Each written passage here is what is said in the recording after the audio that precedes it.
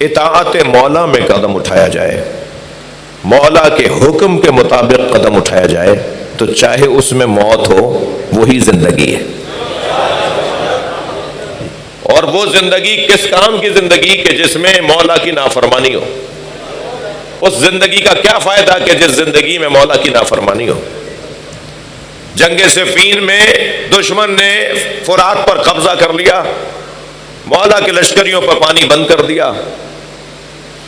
حضرت مالک اشتر مولا کی خدمت میں آئے اور آ کر کہا مولا پانی ختم ہو گیا، کیا حکم ہے؟ حضرت نے فرمایا مالک تنہا جاؤ اور پانی لے کر آؤ۔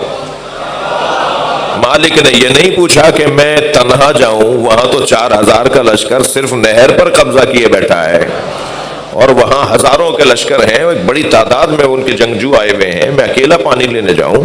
پانی انہوں نے بند کر دیا ہے تو میرے اوپر کیا گزرے گی، مجھ پر وہ کیا، ہم کیسے مجھے لانے دیں گے پانی؟ مولا سے حضرت مالک اشتر نے یہ نہیں پوچھا بلکہ فوراً تیاری کی، چند سواریوں پر خالی مشکیزیں لادے اور اکیلے ان سواریوں کو لے کر نہر پر گئے، پانی بھر کر آ گئے۔ اب جب پانی بھر کر آ گئے تو وہاں بلا لیا خیمے میں ان صاحب کو کہ جو وہاں قبضہ کیے، ان کی جانب سے لشکر لیے بیٹھے تھے جن کا کام ہی یہ تھا کہ پانی نہ لے جانے دیں۔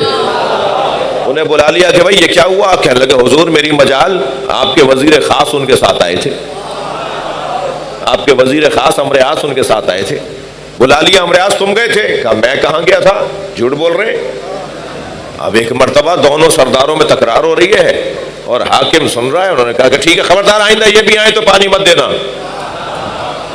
پانی کتنے دن چلتا؟ طویل ترین جنگ ہے یہ۔ حضرت مالک اشتر نے پھر آ کر کہا مولا پھر پانی ختم ہو گیا۔ حضرت نے فرمایا جاؤ جیسے پہلے لے کر آئے تھے ایسے لے کر آؤ۔ مالک اب بھی یہ نہیں پوچھ رہے کہ میں بچوں گا یا مار دیا جاؤں گا، اطمینان کے ساتھ مالک دوبارہ پانی لے کر آ گئے۔ پھر بلا لیا، اب کیا ہوا؟ کہ حضور میری مجال آپ کا بیٹا آیا تھا ان کے ساتھ۔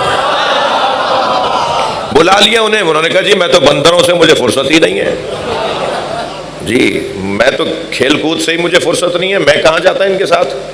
کہ خبردار اگر یہ بھی آئے تو مت دینا۔ اب تیسری مرتبہ پھر مالک نے آ کر کہا۔ اب آپ دیکھیے کہ وہاں اتنا بڑا لشکر، ادھر اکیلے مالک، مگر انہیں یقین ہے میرے پیچھے میرا مولا علی ہے۔ پھر تیسری مرتبہ مالک نے پوچھا، مولا نے فرمایا جیسے پہلے لائے ہو ایسے لے کر آؤ۔ مالک پھر لے کر آ گئے۔ اب بلا لیا، اب کون آیا تھا؟ کہ حضور آپ خود آئے تھے۔ کہا میں آیا تھا مجھ سے کہہ رہے ہو؟ کہا جی آپ ہی آئے تھے ان کے ساتھ کہ پانی دے دو۔ کہا خبردار آئندہ میں بھی آؤں تو دلیل کے بغیر بات مت کرنا، شواہد کے بغیر بات مت کرنا، کوئی ایسی نشانی ضرور بتانا جو ثابت ہو کہ میں آیا تھا۔ چوتھی مرتبہ پھر مالک نے پانی بھرا لے کر آ گئے۔ پھر بلا لیا، اب کیا مصیبت ہے؟ کہہ لیں حضور آپ آئے تھے۔ کہا دلیل کیا ہے؟ کہا میں نے آپ کے ہاتھ سے انگوٹھی اتروا لی تھی۔ اب جیسے ہی ان کے ہاتھ میں اپنی انگوٹھی دیکھی اور اپنا ہاتھ خالی دیکھا تو بے ساختہ کہا ھذا من عجائب علی بن ابی طالب، یہ علی کے عجائب و غرائب میں سے ہے۔ صلوات پڑھ لیں محمد و آل محمد۔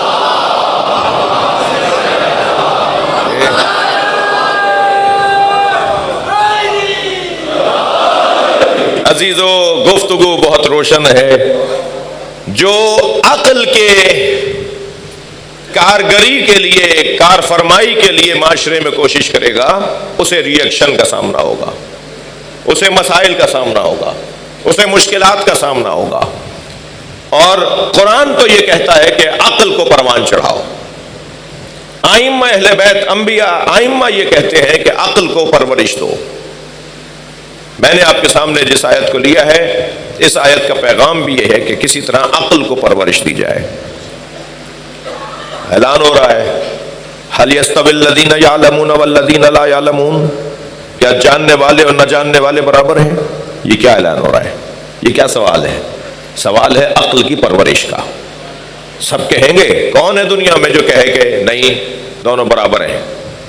ہر صاحب عقل کہے گا کہ نہیں، جاننے والا زیادہ بہتر ہے، فضیلت والا ہے، بڑا ہے، عظیم ہے، محترم ہے، نہ جاننے والے کی نسبت، یعنی دونوں میں ہمیں جاننے والے کا احترام کرنا ہے، اس کی پیروی، اس کی اطاعت کرنی ہے، اور جو نہیں جاننے والا نہیں جانتا اس کو ہمیں چھوڑ دینا ہے۔ ایسے ہی مولانا، تو جب یہ عقل کہہ رہی ہے کہ دونوں برابر نہیں ہے تو اس پہ عمل کیوں نہیں ہو رہا؟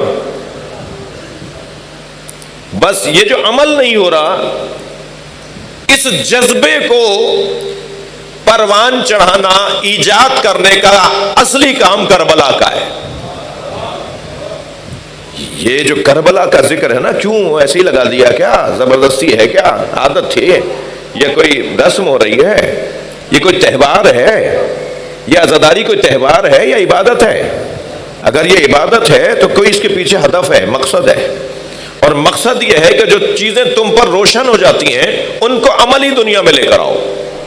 یا لفظ کو میں یوں کہوں کہ ہم کہتے ہیں مدرسے کی زبان میں، اس نظریے کو فعلیت میں تبدیل کرو، کر کے دکھاؤ۔ ایسا کون سا؟ اب یہ اللہ عقلوں کو بیدار کر رہا ہے۔ کیا جاننے والے نہ جاننے والے برابر ہیں؟ حل یستوی الخبیث والطیب، کیا پاک اور نجس برابر ہے؟ حل فیکم رجل رشید، تمہارے درمیان کوئی سمجھدار ہے؟ یہ عقل کی پرورش کے کام ہو رہے ہیں۔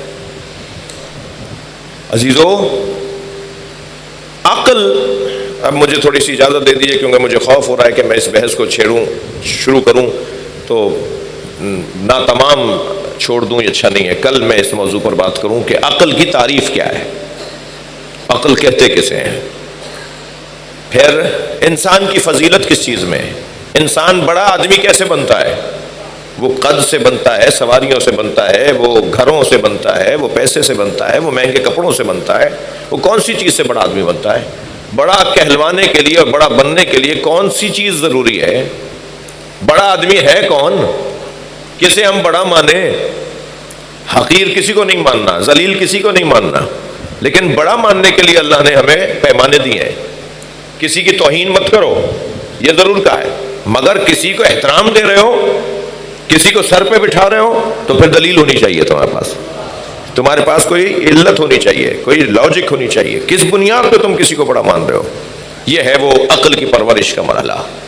اس میں بہت بڑا کردار، بلکہ اصلی اور اساسی کردار کربلا کا ہے۔